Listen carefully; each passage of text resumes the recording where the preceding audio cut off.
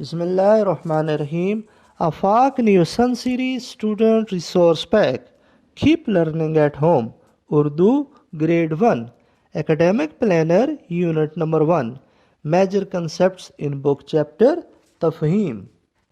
Worksheet Number 1. Tafheem.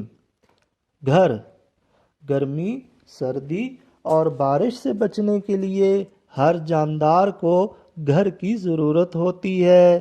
نیولے اور چوہے زمین میں بل بناتے ہیں۔ شہد کی مکھیاں چھتے میں رہتی ہیں۔ گائے چھپر اور گھوڑے استبل میں رہتے ہیں۔ مرغیوں کے لیے ڈربہ بنایا جاتا ہے۔ کچھ پرندے گھونسلوں میں رہتے ہیں۔ جنگلی جانوروں میں بندر ایسا جانور ہے جو اپنا گھر نہیں بناتا۔ ورک شیٹ نمبر 2 سوالات کے جوابات دیں۔ گرمی سردی اور بارش سے بچنے کے لیے ہر جاندار کو کس چیز کی ضرورت ہوتی ہے؟ گرمی سردی اور بارش سے بچنے کے لیے ہر جاندار کو گھر کی ضرورت ہوتی ہے۔ نیولے اور چوہے کہاں رہتے ہیں؟ نیولے اور چوہے زمین میں بل بنا کر رہتے ہیں۔ شہد کی مکھیاں کہاں رہتی ہیں؟ شہد کی مکھیاں چھتے میں رہتی ہیں۔ بندر اپنا گھر کیوں نہیں بناتا؟ بندر کو جہاں بھی رات آ جائے وہیں کسی درخت پر چڑھ کر اس کی شاخ پر سو جاتا ہے، اس لیے وہ اپنا گھر نہیں بناتا۔ انسان اپنے رہنے کے لیے کیا بناتا ہے؟ انسان اپنے رہنے کے لیے گھر بناتا ہے۔ تفہیم۔ پیارا پاکستان، پاکستان ہمارا وطن ہے۔ یہ 14 اگست 1947 کو وجود میں آیا۔ قائد اعظم ہمارے بانی ہیں جن کی کوششوں سے ہمیں ایک آزاد وطن نصیب ہوا۔ ہمارے ملک کے 4 صوبے ہیں: پنجاب، سندھ، بلوچستان اور خیبر پختونخوا۔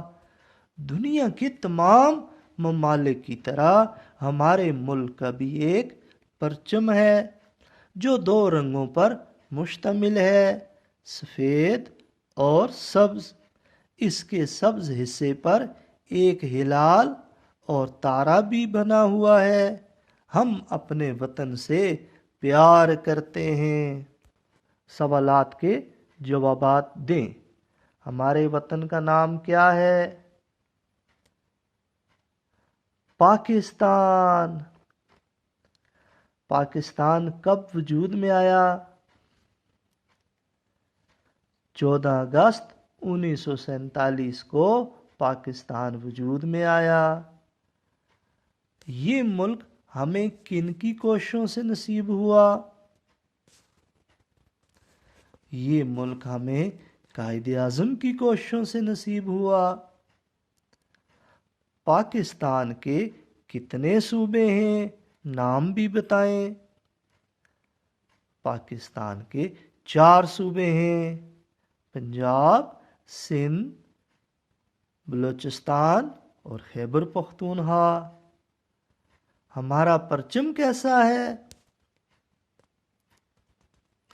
ہمارا پرچم 2 رنگوں پر مشتمل ہے، سفید اور سبز، اور اس کے سبز حصے پر ایک ہلال اور تارا بھی بنا ہوا ہے۔ تفہیم۔ صفائی۔ حدیث شریف میں ہے پاکیزگی نصف ایمان ہے۔ قرآن مجید میں بھی صاف ستھرے رہنے والوں کی تعریف کی گئی ہے۔ پرندے اپنا گھر صاف رکھتے ہیں۔ ہمیں بھی اپنے گھروں اور گلیوں کو صاف رکھنا چاہیے۔ سڑک پر اور گلی میں کوڑا کرکٹ نہیں پھینکنا چاہیے۔ خود کو بھی صاف ستھرا رکھنا اچھی بات ہے۔